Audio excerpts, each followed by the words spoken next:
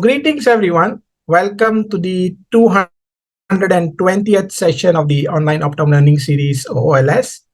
And for today's session, we have with us Dr. Neema Ghorbani Mojarrad. Dr. Neema is a lecturer at the University of Bradford and also a locum optometrist. He has finished his PhD at the Cardiff University, where he has investigated whether genetic information could be used to predict children that would go on to develop myopia. He has previously also worked as an independent practitioner and also won the award of the newly qualified optometrist of the year. His research interests are looking at the genetics of refractive error development, contact lenses, as well as on the anterior eye. And I think most importantly, he was also one of the co-authors of the paper of the BCLA CLEAR report, which is one of the important kind of informative research papers which came out 2 years ago. And I think most of us would have read it, some of the papers out of the 11 papers. So welcome, Dr. Neema. Thank you so much for spending your Sunday afternoon with us in discussing about what have we learned about myopia through genetics. So over to you, Dr. Neema. Thank you very much for the introduction, and thank you for inviting me to present and talk. So my name is Neema. I am an optometrist by background, and today I'm here to try and attempt to teach you about myopia genetics. I should go through my conflicts of interest very quickly so that I'm here for you if you would like to look.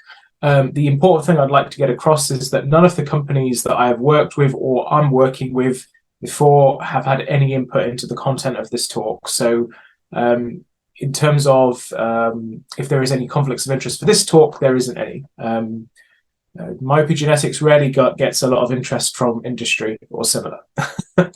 Right, okay, so to go for an outline of what I'm going to try and talk to you about today, I am going to talk about myopia as a basis, just general background, understanding kind of what we understand about myopia and its aspect as a complex trait, and therefore, from that, the understanding we have about myopia genetics at the moment. And then also the use of genetics in myopia, so how we've used it for other factors, so things like prediction, discovery of relevant biological pathways, and determination of causality. And I'll explain and describe what that is as we go through. So let's just do a big introduction. Maybe some of you are very familiar with this, but just in case for those that aren't. So myopia is essentially at the individual level where we have an eye that grows too much for most cases. So for most people, this is where we have elongation or growth of the eye, more specifically at the vitreous or posterior chamber. Now, if you can imagine, the eye has a finite amount of retina, and therefore, as the eye stretches in adolescence, this causes retinal changes. It essentially stretches out the eye, and this causes thinning and stretching of the retina. And that in itself has been hypothesized to lead to the increased risk of diseases. So that can range from retinal detachment to myopic macular degeneration. There is also an association with cataract and glaucoma, although how these may interplay in terms of risk factors, because myopia has been shown to be a risk factor for those conditions, but how that is the case, we don't know. Either way, there is an association. And because of those 4 different diseases and the associations or causes of those, there is a subsequent increase in irreversible sight loss with myopia. So it's not just a matter of, oh, okay, you are short-sighted and need a pair of glasses. There is actually some form of long-term problem or issue with having myopia.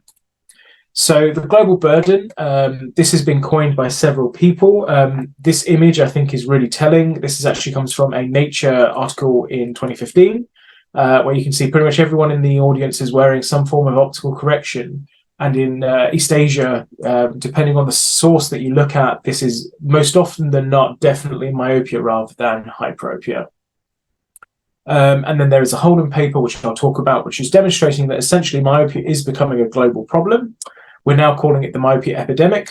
And so myopia has increased significantly over the last 50 years already. There are several papers that have shown this. So one was in the UK that has shown it's doubled in the last 50 years. And then one paper looking in America has demonstrated that all age brackets and groups over the last 30 years, myopia has increased in prevalence. So it's not just a matter of the age of who you're measuring. At every age, any time, myopia has increased, and it's projected to continue increasing. So this was a study by Holden et al. It's very famous. I'm sure you may have heard some of the key cliff notes of this paper before.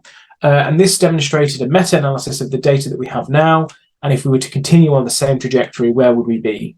So in 2000 to 2010, we had an estimate of about 1/5 of the world population as myopic, and that is anything over minus 0.75 or above in terms of prescription.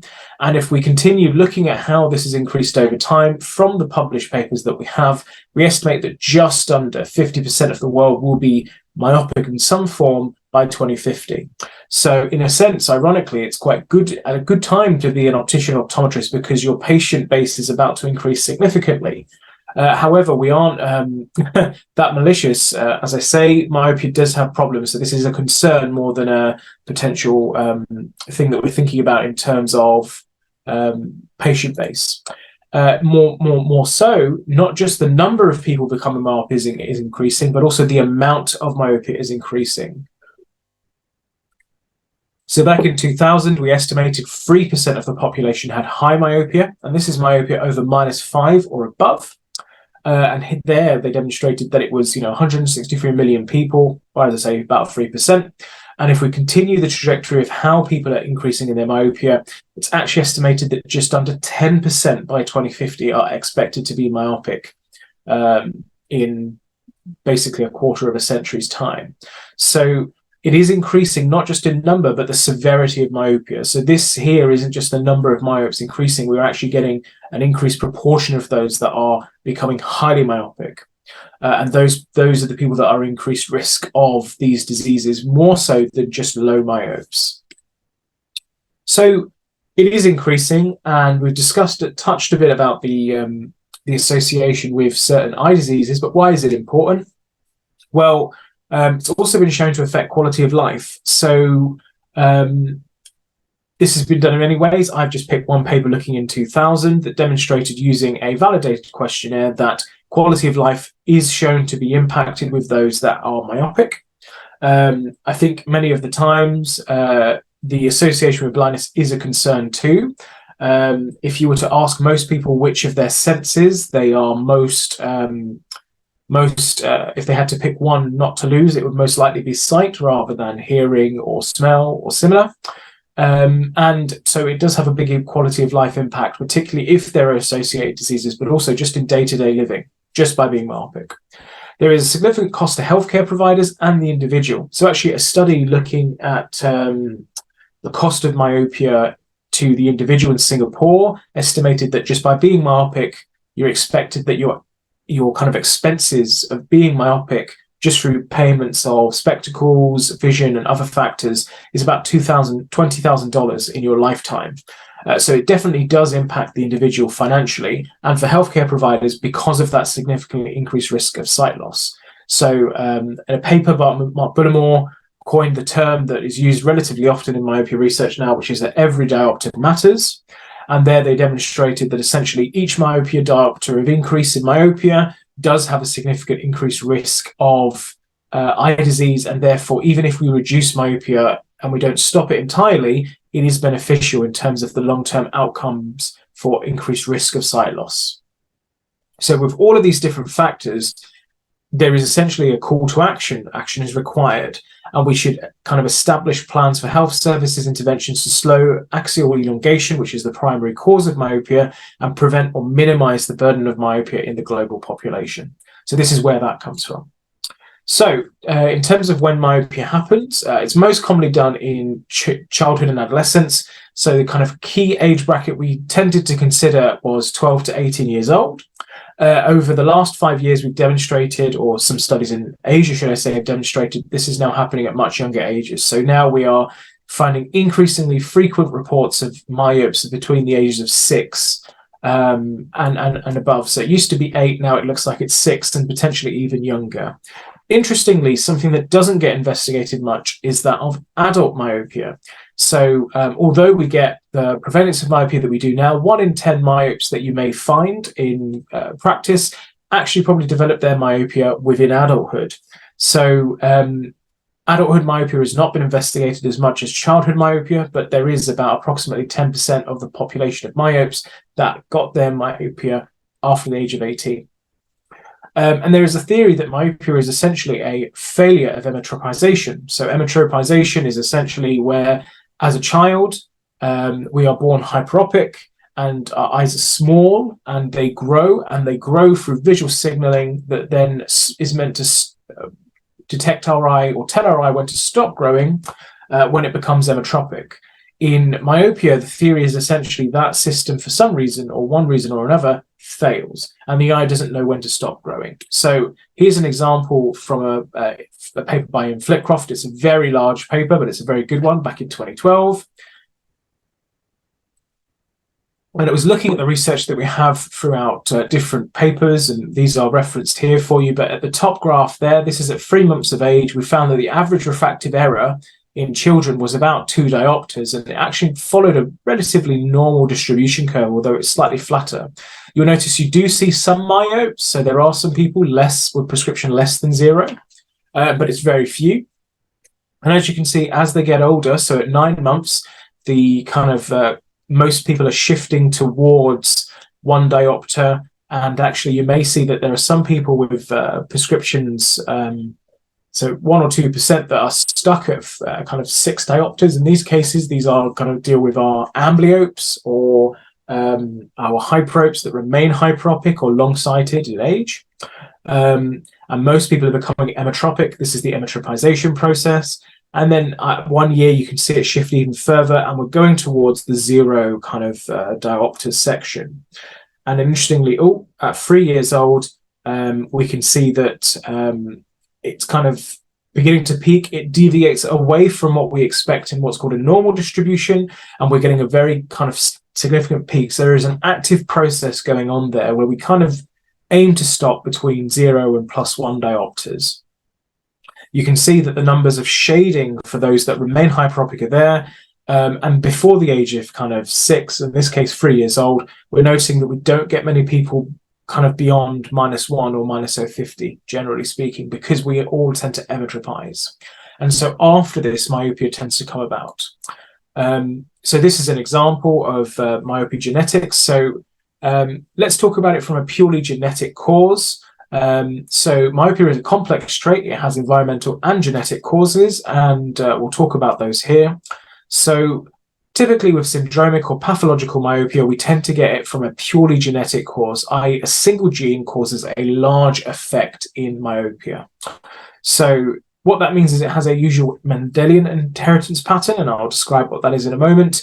They can have small effects, i.e. you can have a single gene causing myopia, but you're going to find it very hard to detect if it's got a small effect, because it will be so rare, and because the effect is so small, you wouldn't look out for it.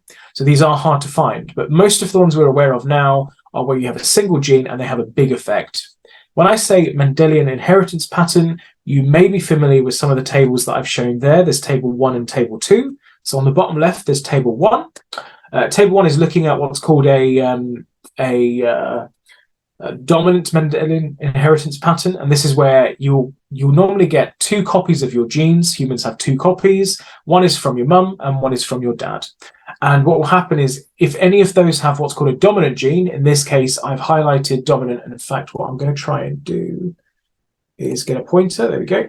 So if you've got a kind of boldened and large dominant allele from one parent and another one from the other parent, you are definitely going to become myopic because you've got both copies of the myopia gene here.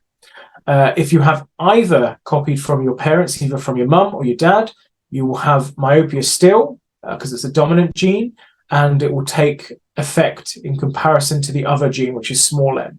Now, if your parents had one small copy or non-myopic copy and one non-myopic copy, then you would have 1 in 4 chance of not developing that syndromic myopia. And this is the case if you have a dominant allele or dominant gene in the kind of cause for this. So this is a Mendelian inheritance pattern for dominance. And if we talk about number 2 here, this is for recessive genes. So recessive genes are kind of the opposite of dominant genes. They don't take effect unless they're the only genes present. So if you again have 2 parents and you inherit different ones from your parents, if you inherited the myopic gene, the non-myopic gene, in this case, the non-dominant or the recessive myopia gene, you won't have any 1/4 of the time. And if you inherit 1 copy of the big M and 1 copy of the little m, you still won't have myopia because the dominant gene, which is not myopia causing in this case, still will take precedence. And that's so, therefore, you have 3/4 of a chance to not become myopic. Whereas, again, because this is recessive, if you were to be unlucky, I guess, and you had 1/4 of a chance of inheriting this gene from one parent and this gene from the other, because it's emboldened, indicating myopia, it's recessive, so this time you definitely would have that syndromic myopia case. So these are called Punnett squares, and the idea is you can assess Mendelian inheritance patterns through these sort of factors. So this is one for a dominant gene, this is one for a recessive gene. You can find both in myopia, but again, they are rare because if they were very common, we would see them in a lot of different people. So how we tend to look through things is what's called a pedigree. So this is for more pathological conditions. And interestingly, we don't see this often for most types of myopia. This is not how we do genetic research for myopia, and I'll explain why as we go through. So here you can have a look at any condition. You could have a look at an affected person and a non-affected person, and here the shapes indicate male and female. So here we have an affected female and a normal male, and they will have children, of which 3 of 4 children are affected. And so you can see that it kind of can follow through families. And in this case, there doesn't seem to really be a difference between male and female. But we can look through these pedigrees of families where we have these sort of relationships, and we can identify if it's more common in men or than women, or we can identify kind of how commonly it comes up and determine if it's likely, therefore, a dominant or recessive trait, if it's sex-linked or not. And we can also determine from that case kind of what the chances are for someone who's affected or carries a gene is likely to have. But we don't do this for myopia. It's very uncommon. We do it for very rare genes of myopia, but again, those are not very common because by definition, they are rare.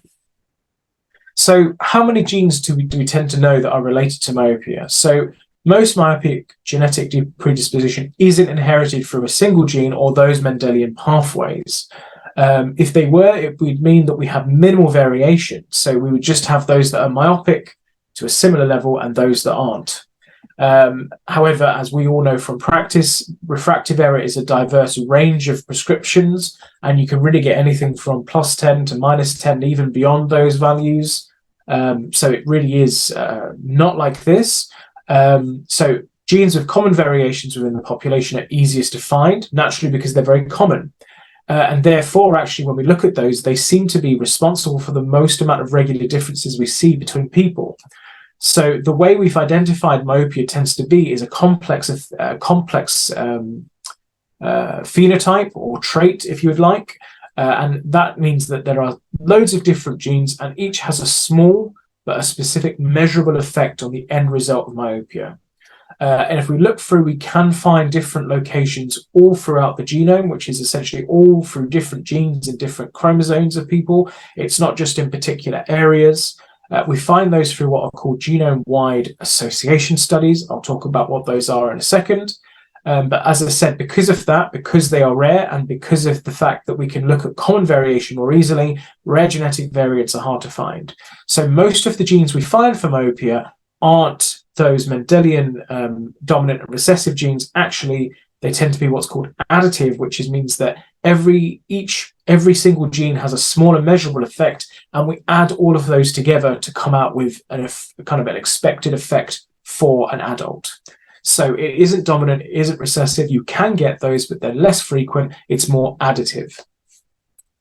So when we talk about how many genes are related to myopia, this is just a really nice figure from a 2020 paper by Hissi et al. And basically it demonstrates where all the different genes and how significantly associated those genes are with myopia. And you can see, generally speaking here, they are everywhere. So they're in chromosome 1 all the way to 22, and also on the X chromosome that we have in humans. So humans are what we call diplodic, and they have 23 pairs of chromosomes, and these are those examples. And generally, yes, you can see all the different locations that those genes are in. Interestingly, there are none on the Y chromosome, so you can see that there. But it might be because the studies looking at these chromosomes and where we find genes don't really focus on the Y chromosome, because it's only in men, and therefore it's in only half the population, whereas the X chromosome is in everyone. So yes, just very interesting factor there. To revise how many genes there are, so this single paper here, which combined a meta-analysis as well, found that there were over 450 genes. In fact, we believe there are now over 500, and if we really wanted to, I'm sure with larger samples and studies, we could probably find even more. But in terms of common gene variants, we expect at least, we've found at least, should I say, 450 to 500 different genes.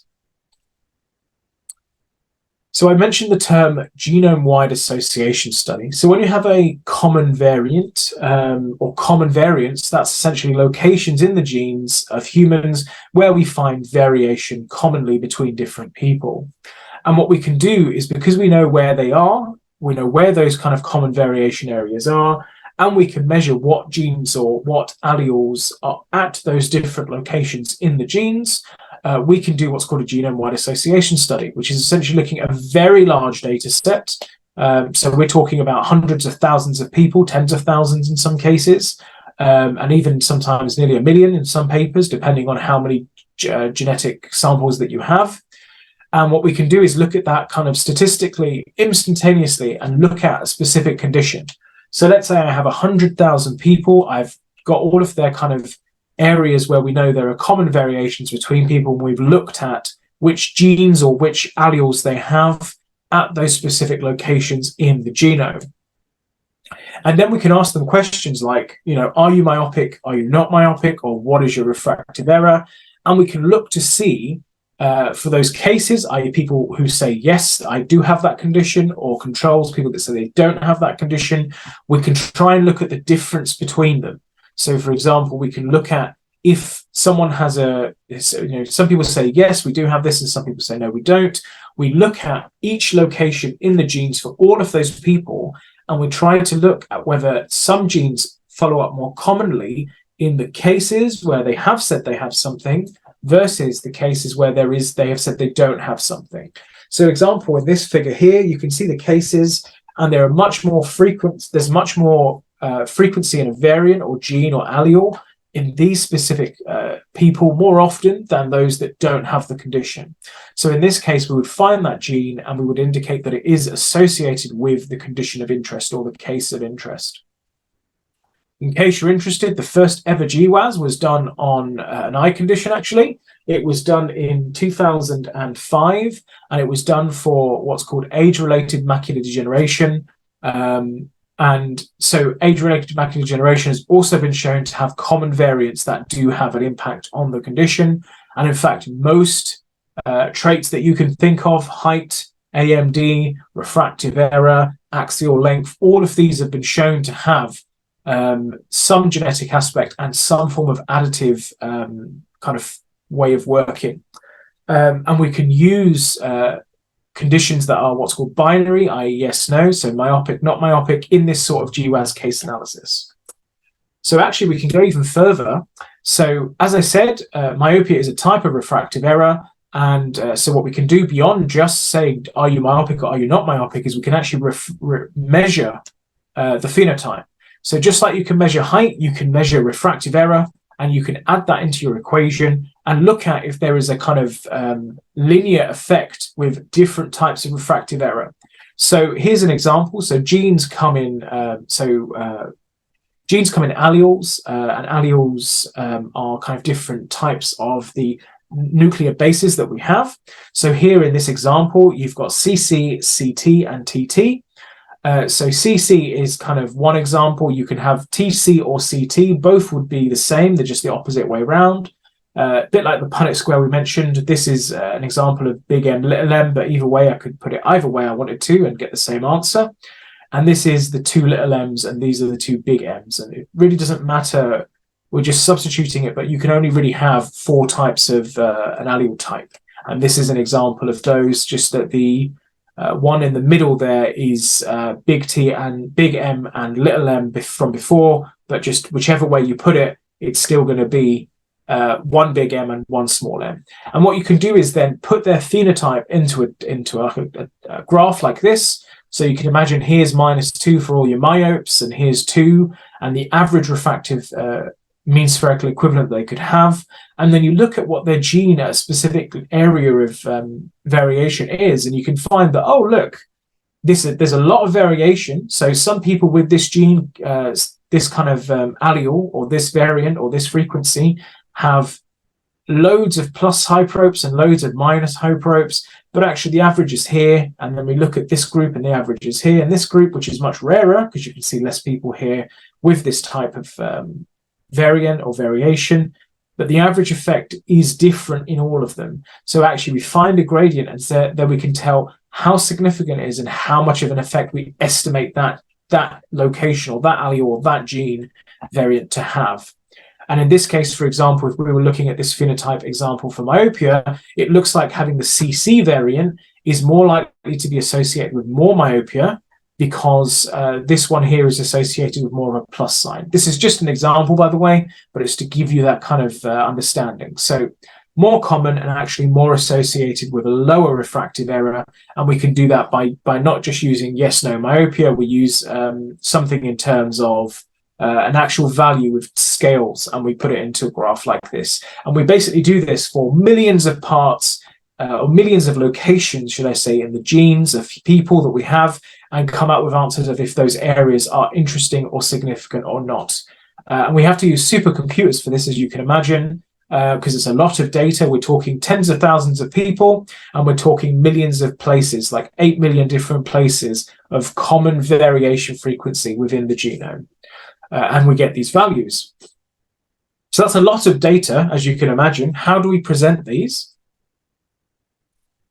We present these through things that are called Manhattan plots. They're called this because they tend to look like the skyline that you may have in New York, Manhattan, with loads of different skyscrapers as you look around.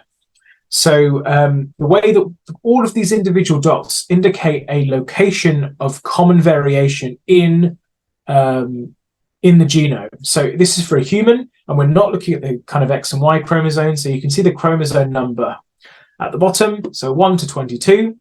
And each of these dots represents a place where you have variation. And what we're doing is plotting how significant it is, i.e. the log p-value. So p-value indicates how significant something is, and the higher up it is here, the more significant it's associated with a specific factor. So in this case, this is from the 2013 paper from the Cream Consortium, and they've indicated, as they kind of plot where every single the association of each different variation factor is, where that is. And you'll see there are different peaks for where things are definitely associated. And there is a line here, this dashed line. This is a line for 5 times 10 to the minus 8. So this is demonstrating our p-values are extremely significant. We're not just talking about p-values less than 0.05. Our p-value has to be 800 times more than that variation. So really significant, beyond kind of what you'd expect by chance. And each point is plotted. Now, at each of these different line locations, one of these dots is likely associated or significant for myopia in this case. So black and green just indicates the different chromosomes they're on. So some are green, some are black, and it depends on where they've got them from originally. But generally, each point is where we found something of interest within the genome for myopia, or the study did at least. And so at each of these points, not every single dot, but each of the lines or the points of significance here, something probably is associated with myopia. And they call this a Manhattan plot. So to give you an example of my studies where we did this for the UK Biobank, this is the kind of Manhattan plot that we created. So you'll see the scale now goes up to a p-value that's, the times 10 to the minus 100, which is very, very, very significant. And you can see kind of where these different points are. So the scale here is really large. If we were to reduce it to about the same scale as before, because this is a log value, so you can see 100 is stretched out, but 10 is halfway through the, so this 10 is quite high. In comparison, my 10 is about here. It's actually not graphed or titled, but 20 is here. So you can imagine these dots would stretch out much more, but this is giving you an idea of all the different areas. So a point here, a point here, and a point here were extremely significant. And everything else is really, really significant. The red line here is 5 times 10 to the minus 8. Again, that significance area. So anything above that was significantly associated with myopia. And actually, when we compare these, you'll find that actually they are the same points, which is actually really reassuring. It indicates that other studies that have looked at other samples of hundreds of thousands of people have been able to replicate the same genes or the same variants that are associated with your condition of interest. So it gives you more reassurance that actually what you have found is most likely a gene associated with myopia.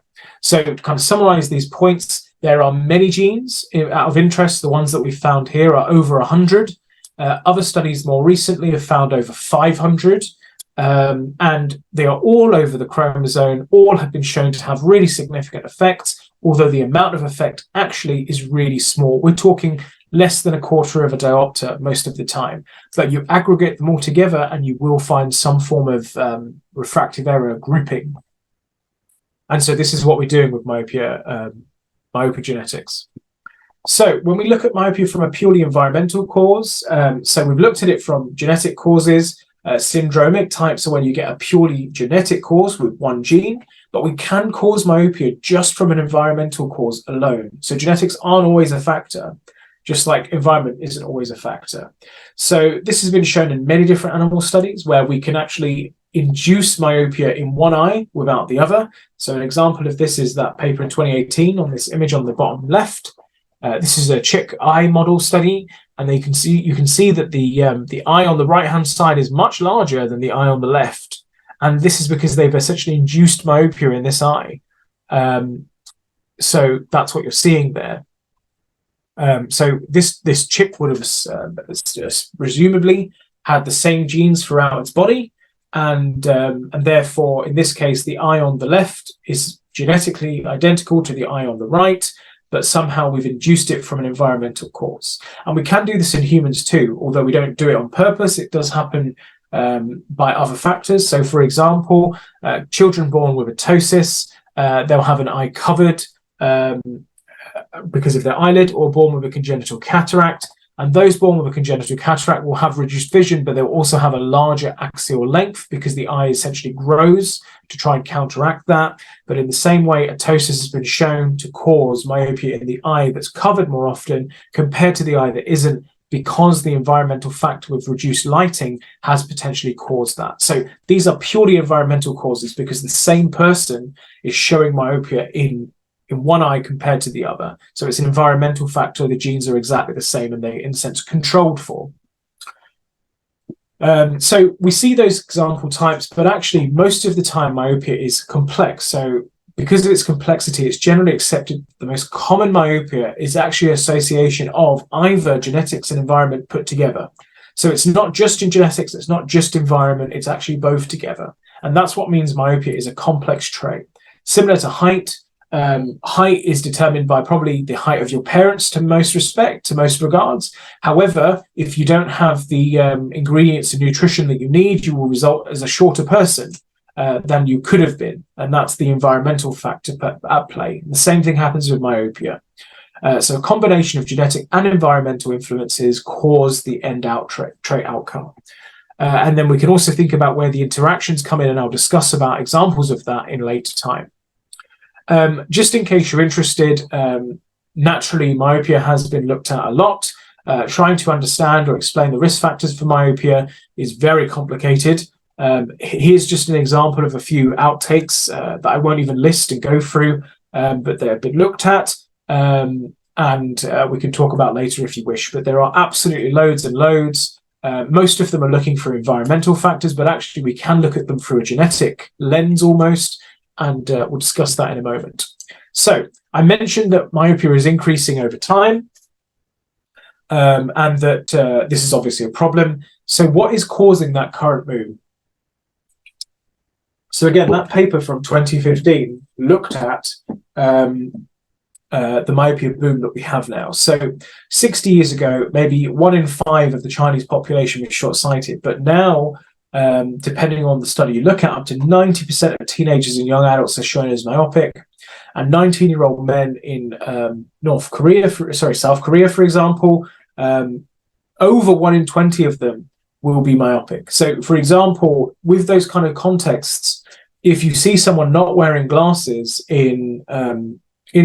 as a 19-year-old male in South Korea, you will find that more likely than not, they're wearing contact lenses than nothing at all. Now, that kind of change between 60 years, genetics doesn't change that quickly. We don't get genetic variants change between people that quickly. So it's unlikely that the direct myopia boom we're having now is solely down to the use of cause of genetics. That is definitely the case. It's not genetic, it's an environmental change that we're having that's causing it, because genetics don't change over 60 years. Sometimes they take hundreds, thousands of years to change. You know, evolution that has been shown over animals changing has taken millions of years. Genetics don't change as quickly as the change we're seeing today. However, that doesn't mean that what we're seeing with genetics isn't relevant. So note that if the environment is the same, so if you have loads of children in the same school, you have loads of children having the same kind of time outdoors and the same kind of close work, you will find that they still have large amounts of variability in terms of how myopic or non-myopic they end up being. And that is because the genetic predisposing factors, i.e. their genes, are still at play. It might not be that myopia is caused by those genes, but the variation that we're getting or the influence of some of those environmental factors will have a part to play with how genetically susceptible someone is. So although it's not the direct cause of the myopia we're getting, myopia is still in everyone's DNA to some different extent. So it's really important we understand that. So it may not be the direct cause, but it's definitely a part to play in why some people are becoming as myopic as they are. And therefore, it may determine who's more likely to end up with higher degrees of myopia and therefore more at risk of secondary eye conditions. So although we understand that the direct myopia boom is probably environmental, it does not mean that the amount of myopia that someone gets or the myopia we're seeing today isn't somewhat down to the genetic predisposition they have. It's very important we still study that. I want to give this concept of heritability to you. It can be quite complicated, so I'll go through it here. So a genetic trait can be discovered as heritable, and that basically means how much of the gene can be explained by how much of a trait can be explained by genetic factors. So if you can imagine, if we just have factors related to, I'll go for height again as a simple example, some of it will be explained by genetic factors that you have in your genetic background, and some of it will be explained by the environment, nutritional aspects, and lifestyle factors that you have. So if something had 0% heritability, it would be a purely environmental trait, nothing to do with genetics. And in the case of genetics, what we lack is information power. So we'll get an idea of using twin studies, which have twins that have the same genes and have different genes, i.e. identical or fraternal twins, and we look at see the refractive differences between them, and we estimate how much genetic variation is responsible for the variation in refractive error.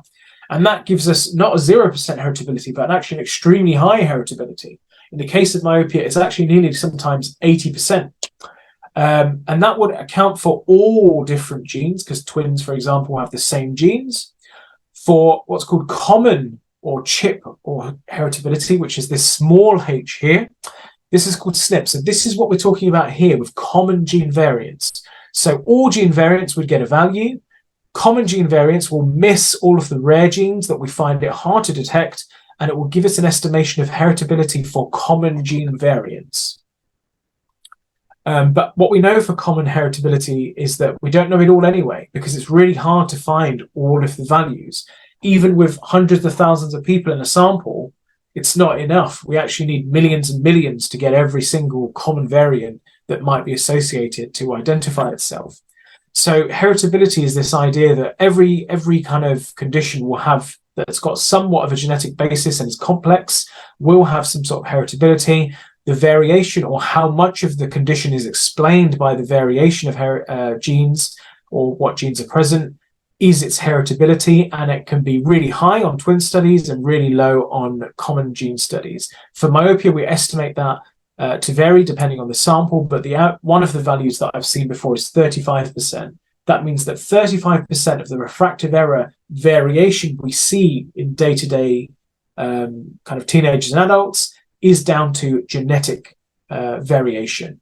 So in contrast, that means that about approximately 65% would be due to environmental factors. And this is kind of an example of showing you those in a kind of quantitative format.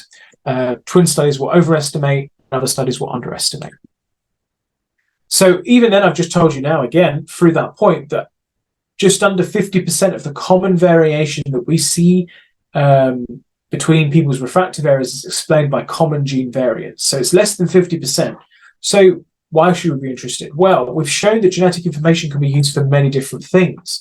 So I'll go through each of those as an example. So we've understood the development and physiological mechanisms behind myopia that are occurring in the eye and in the body.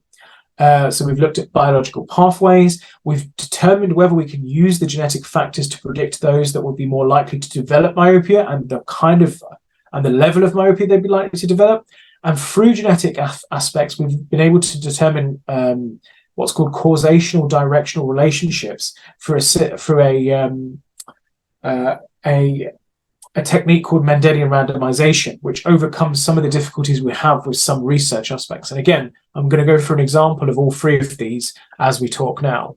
So just to give you an idea, we've actually looked at some of the genes that are associated with myopia, and we've seen these are the kind of areas that are shown. So those genes that come up as significant, where you look at where they might be expressed, these are some of the areas they are. So some of them are ocular growth genes, which makes sense. Some of them are expressed in photoreceptors, extracellular matrix restructuring and structuring, and neuronal pathways and brain inflammation. All areas which would make sense for eye growth and development and change. And to give you an idea of the kind of different ones we have in visual format, this is what we have. I am not expecting anybody to be able to memorize or fully understand this. It's just to give you an idea. So from 2018, Tejia et al. Kind of reported this, looking at all the different genes and where they've been shown to have expression and how those biological mechanisms might interplay together. So you can see retinal layers, thickness and thinness genes. You can see degeneration genes, photoreceptor outer segments, lots of different complex stuff, and how associated and how they might be linked and correlated together. This is just to give you that example there. To give you an easier way to kind of process that too, we've then looked at where these genes, so the significant genes for myopia in 2018, again, this is Tejia et al., where those genes have been shown expression before, and then kind of visualization of that, if you will. So genes that are associated or shown to express in the cornea and corneal physiology are here. Crystalline lens physiology are here. These are the ones that are associated with myopia too. And you can see for all the different layers of the retina, or where have they been expressed before and what they are. So you can see all of these different layers and which ones have been shown to be expressed in those layers that are related to myopia. Interestingly, there are some that we found associated with myopia, but we don't know where the retinal expression is. So the cell type where it's expressed hasn't been identified, yet we've still found it of interest. So yeah, this again, I don't expect anyone to memorize this because I can't, surely, and I know you can't either. But this is just to give you a visualization of where all those different genes have been reported to be expressed that are associated with myopia significantly beyond chance, and where we've seen them expressed before. So just from this alone, I hope you can appreciate, even though genetics doesn't account for all of the different variations and not even half, there are a lot of genes at play, and it all is very, very complex, even for a small amount of myopia background. We talked about how you can predict those that are going to become myopic. There's different ways to do this. So if we were to look at someone's genetic risk, so if I explain what this means, if we combined all of the different genes someone has that put them at risk at myopia, and we give them an idea of kind of their risk category, so in the top lowest 10% risk and the top 10% risk, and we split it in tenths, and we put their refractive errors in a table, this is what we get. So you still get some really high myopes in the bottom kind of 10% risk group, but you can see by the top 10% risk group, mostly 30% of the subjects, 20% of the subjects have high myopia and more have moderate myopia, and only a small proportion, i.e. less than 5%, have hyperopia.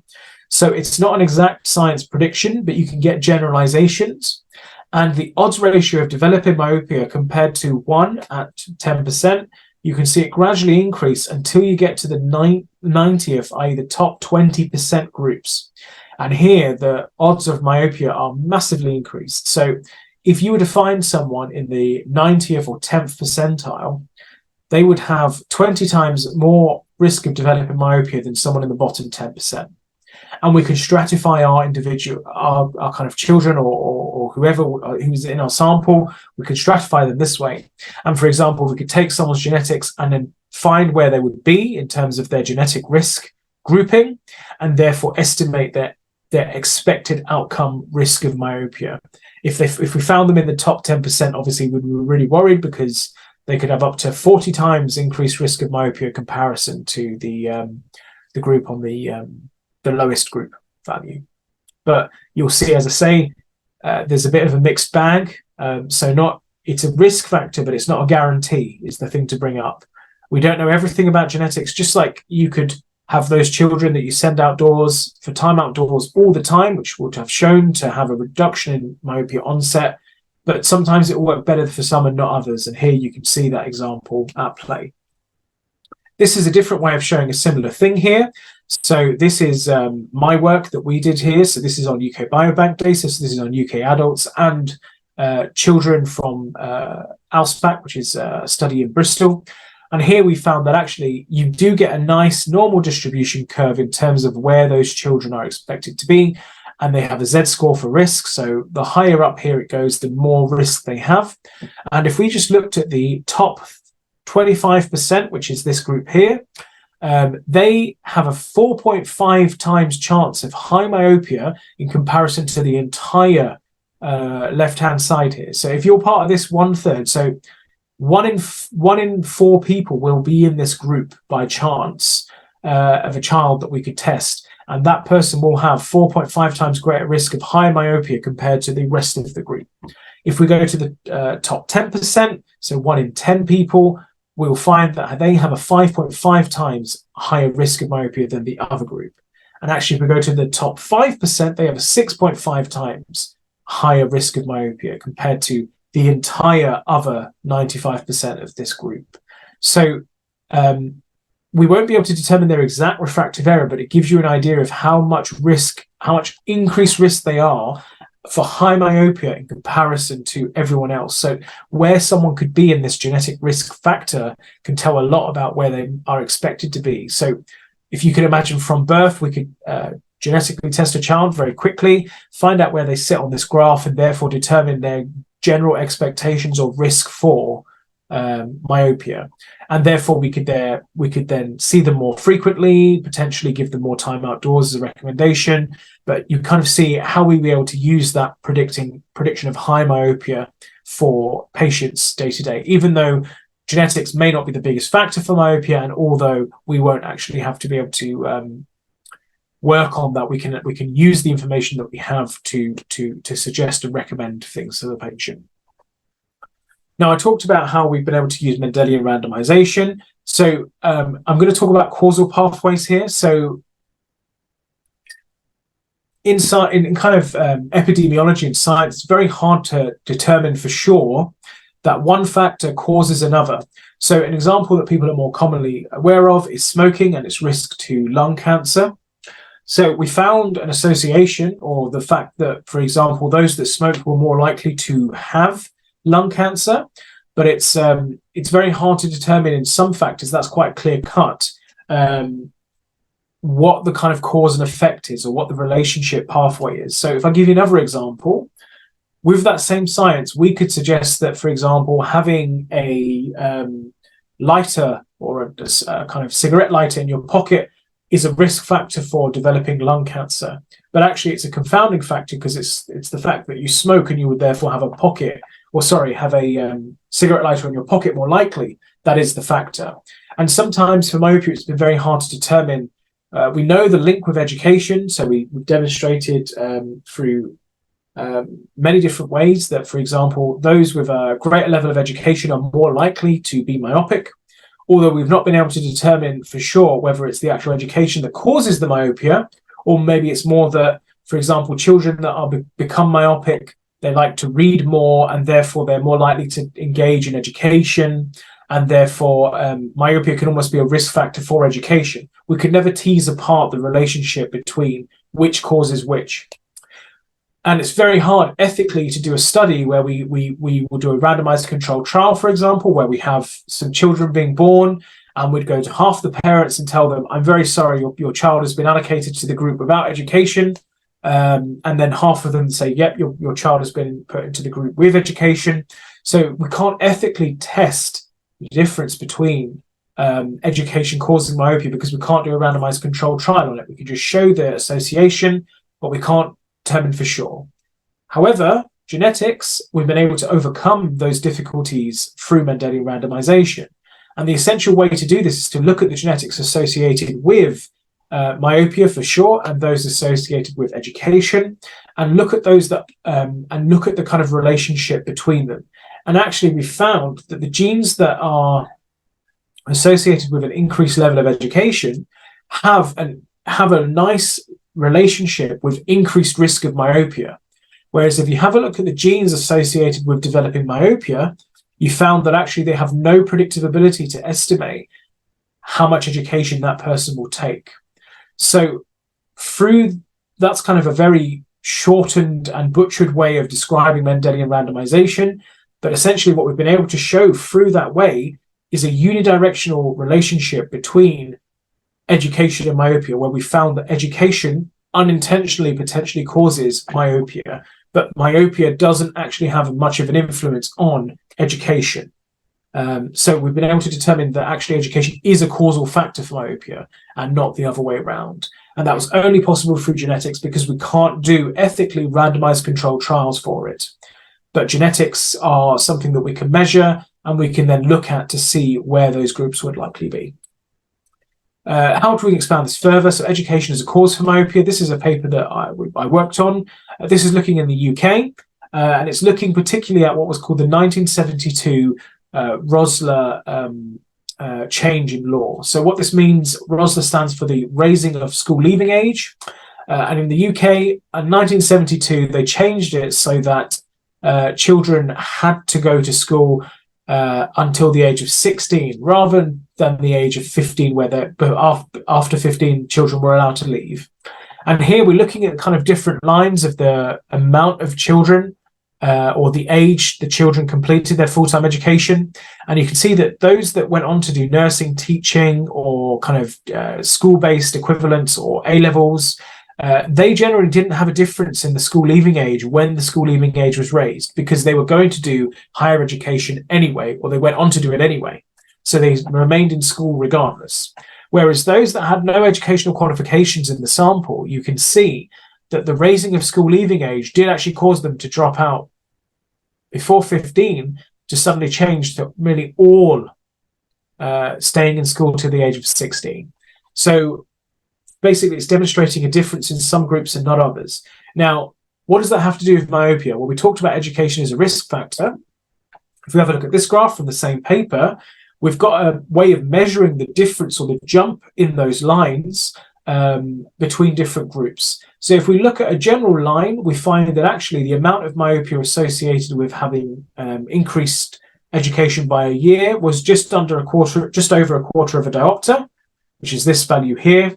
Whereas if we look at the top for the regression discontinuity, which is looking at that difference in treatment effect or difference in effect, we actually found that actually the value is estimated to be much higher than the average, which is 3/4 of a diopter.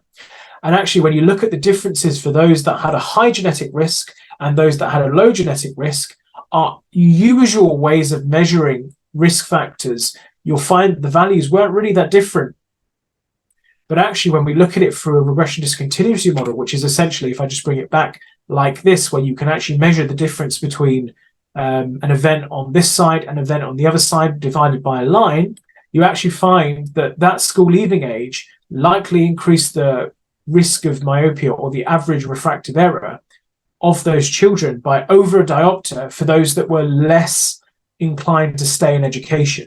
So what I'm trying to get at by this point is that actually looking at the differences for those different groupings, we found a big measure. So those that were kind of forced to stay in education for another year beyond the age of 15 did have an influence and an increased risk of myopia, or an increase in myopic refraction, because education causes myopia, and in this case we can see it there. So it had an effect on everyone. The effect is there, but it had more of an effect on those that would have been less likely to continue education compared to those that would have continued education anyway. So essentially it has an effect. So education has an effect, but it may have an effect more so when you are essentially forcing those that would likely have dropped out otherwise into greater or longer levels of education.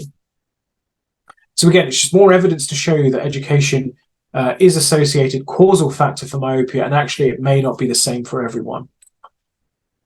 Now, if you've managed to stay with me until now, you may have been asking yourself, okay, so we've shown that some genetic variants are associated with myopia, and we've been able to show that we could see which gene factors different people have.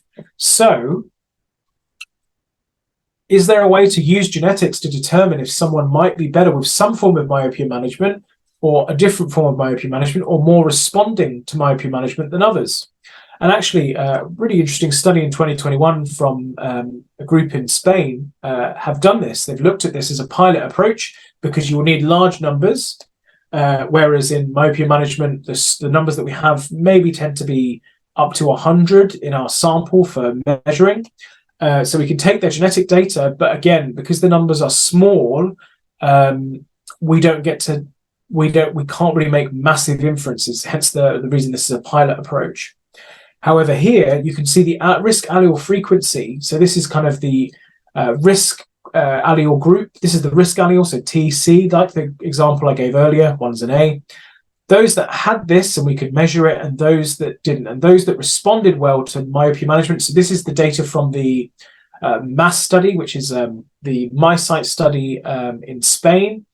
They found those that responded well to MySight and those that didn't respond well to MySight. They kind of divided them through. And they found that really this risk allele for this gene wasn't really significant. This one here, although you had 10 who responded and 4 that didn't, this wasn't a significant factor or gene for determining if there was a difference between success. But if I just jump to the bottom here, you'll find that this p-value was significant. So is this one.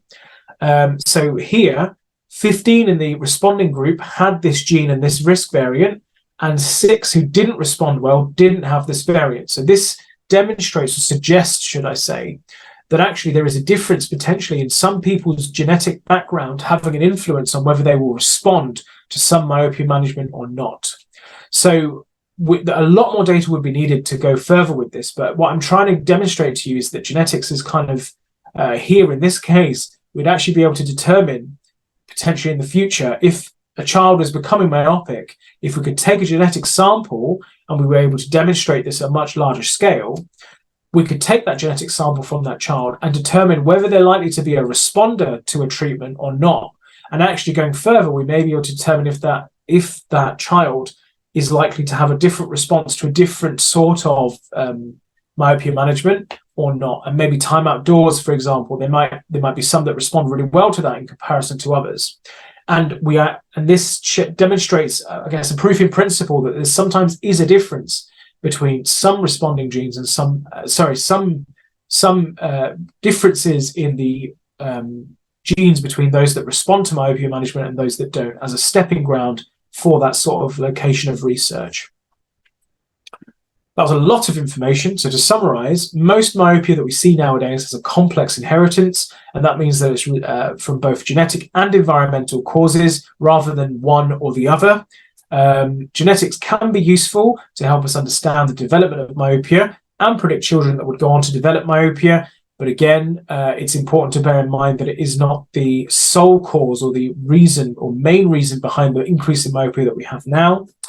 Genetics has been utilized in determining differences in environmental risks and variability in the levels of myopia. So we can use genetics not just to predict who is going to become myopic or not, or to determine, this gene's associated with myopia or not, but actually we can do it for many different things, including identifying causal pathways and precision medicine. So yeah, new studies are looking at the potential use of genetics in what we call precision medicine. So if a genetic background of someone or a genetic factor of someone can play a part in whether someone will respond to myopia management or not, or whether we can predict someone to try a treatment later on or a different type of treatment.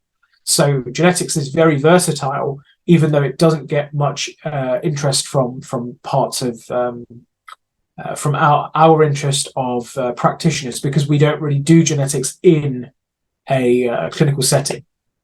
So yes, thank you very much for listening, and I welcome more questions. And again, thank you for the invitation to talk. Thank you so much, Dr. Neema, for that wonderful, presentation in terms of genetics. We do neglect this, as you were saying, it doesn't get attention, but at the back of the mind, as clinicians, we do know that it has an influence, right? In terms of clinical scenario, we do know, but it is well neglected. So thanks. Absolutely. For I understand. Yeah, of course. Thank you very much. Yeah. Okay. So we do have a couple of questions. I think one of it which directly came to me, sorry, I'll just have to read it out. When you were talking about the Manhattan plots, I guess, when you're talking about the different types of genes involved in myopia, pathogenesis, or I would say development, in other words, is there any clinical tests at this point in time where we can do in order to make sure that a person might be developing myopia as a predictor of myopia in the future? Is there such tests which is available so that we could probably do an early management, if that is what possible? Good question. So I believe at this point there isn't. I'm not sure, it depends where you are in the world, but for example, in the UK, we have commercial tests. You can basically buy a genetic test and you take a swab in your cheek and you send it in the post, and it can tell you all about your ancestry. It can tell you about your risk for different conditions. The models that we've created, you can easily apply. So for example, that company can use the data from these research articles and come up with a risk factor, but they haven't done this for myopia. And so it is possible, but there isn't currently one available for commercial use. Big question in kind of bioethics at the moment is, for some conditions, although myopia isn't one of those, if you have a risk of a certain condition, but you couldn't do anything about it, is it ethical to tell that person that they have that increased risk? And this is a question that many of those commercial companies are now considering, because you can imagine if I was to do something like this test and I had an increased risk of Alzheimer's disease and I can't do anything to change that, is it really a good idea for me to know this? Because I can't do anything about it. It's just going to upset me. And then for myopia, until I think our predictive genetic tests become much more accurate for a specific individual, I think they're going to wait for that to happen. But believe it or not, that research is ongoing as we speak. So it's not available now. It probably will be in the future. That's right. Yeah. So currently there are, for other conditions, like I guess for keratoconus, for glaucoma, there are a couple of tests. I hope we get something for myopia as well, because it's a myopic boom anyways, right? Yeah, I think, for example, you mentioned glaucoma. I think, again, they're in very generic baseline. But yes, absolutely. Yeah. Right. All right. And the other question here, which is on what, according to you, would be the strongest effect between genetic and environmental factor which is associated with the progression of myopia. So we have a patient who is progressing, more would be due to genetic component or environmental. Any thoughts on that? That's a very good question. I think it would depend on each child. It's very hard to answer. So, as I said, there will be some cases where a child will have, and we haven't been able to measure it yet, for example, a rare gene, and that gene is causing a really big effect. So in that one case, for example, you could have a really strong effect based on genetics for myopia progression. Whereas in some cases, you may have a child who has no genetic basis or very minimal genetic risk, but their lifestyle and environmental factors have a big deal to play. So it kind of depends on the child. What I would say is, if you're finding in your clinic that you have a child that has minimal environmental risk factors but is increasing significantly with myopia progression, do consider that there's definitely a genetic element behind it that's driving that change. Conversely, if you find someone who is having a lot of a really minimal, really maximum environmental risk, but is barely progressing, it might be that genetically they're not susceptible as much. So it just depends on the child, and that's why it's very hard to answer this question. But if you find there's ever a mismatch in your clinic between someone who really looks like they should be progressing more than they should, but they're not, think it's more that they don't have a genetic influence behind it. And if you find the opposite, where they have a really strong increase in myopia progression, despite the fact that they are environmentally their lifestyle isn't myopia-genic, consider it's a genetic factor. Awesome. Great. Yeah. And let's just look at another question. I think this is more of a clinically oriented question in terms of counseling. So now we do understand genetics has quite a bit of role, I would say. 35% is what I can catch in some of the studies which you mentioned. What could be some key strategic points in, when we are talking to patients about helping kids with myopia management, or in general, how can we bring this to the clinical practice? Any thoughts you would like to share? Yes, of course. This is an excellent question, actually. So I think it's important to say that just because parents are myopic does not mean that their child will definitely be myopic. I think there are different studies that have looked at this at different times. And really the answer's there. So looking at just the number of myopic parents that someone has, if someone has no myopic parents, one study found that still they had 25% chance of being myopic. Whereas those that had two myopic parents, the odds ratio, for example, for that was 6 times. It just depends on the sample that you use. Interestingly, a study that I'd worked on previously, we looked at which was the better predictor, looking at just the genetics of some child and whether they were becoming myopic or not, or if it's the number of myopic parents they have and whether they will become myopic or not. And interestingly, number of myopic parents was a better risk factor for the younger age groups. And when you combined the inner calculation equation for the number of parents that are myopic of a child and their genes, you got a better predictive power than either one on its own. What that's implying is that, interestingly, number of myopic parents as a surrogate use for genetic risk isn't valid. What I'm trying to get by that is that actually, interestingly, if you have parents that are myopic, the way they are raising their child is also having an influence on whether that child is becoming myopic or not. It's not just their genes. And that study demonstrated that. So when it comes to counseling point for myopic parents, you should reassure them that because they're myopic, it doesn't fully identify or demonstrate or prove or cause that child to definitely become myopic in the future.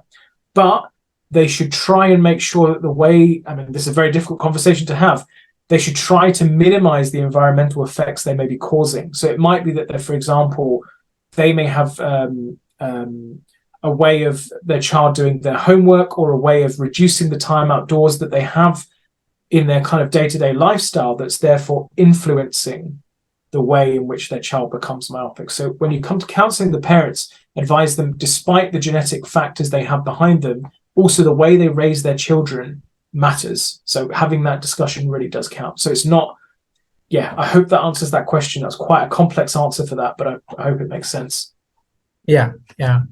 I think it's very harsh to tell the parents as well, because you are myopic, your kid is going to be myopic. So yeah, it's a very difficult conversation sometimes to have with parents. But I guess what we are trying to tell them is genetic is actually a risk factor, which we are definitely knowing about it. But there are ways which you can start on to make sure that it doesn't progress as fast as it should be, or something like that, right? Correct. And the way in which you address the kind of day-to-day lifestyle of your child will have an impact. 100%. 100%. That's right. And I think we'll just take one more question, which is regarding, I guess we do understand with that MySight study that the effect of the management option has some kind of influence due to the genetics what an individual has. Yeah.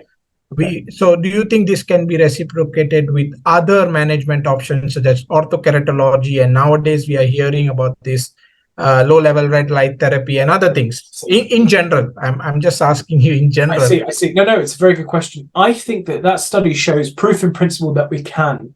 The difficulty, or the main difficulty we have with a lot of genetic studies, is that we lack sample size or numbers. But what we can do is use the data from studies previously done into new ones. That's what that Spain MySight study did. They looked at what genes have been associated with myopia before. Now we'll take a genetic swab of these children and see which one of those might vary between those children. Now, in order to do that effectively, we may have eventually had to do that for hundreds of thousands of children, but naturally we don't even have that many in myopia management. So yes, we could, and absolutely we could apply it to other different ways of myopia management. For example, I think you said red light therapy. It works in a different basis. I believe it works on extracellular matrix remodeling and scleral remodeling. Yeah. So it could be that might work more effectively in some children with different genetic backgrounds than something else. But the evidence for that has to come forward. That's right. Yeah, it's still a lot more to come as the experts in myopia, like you say, we only know probably less than 1% of myopia. There's so much hidden there we still are yet to discover, right? That's it. Yeah. Wonderful. Great. So I think with that, thank you so much, Dr. Neema, for sharing that insights with us and, giving us the thoughts on the questions which also popped up on the chat. Thank you very much for your time. I hope it was understandable. It was. Thank you so much to the attendees as well. We do have session planned over the next couple of weekends before we say goodbye to 2023.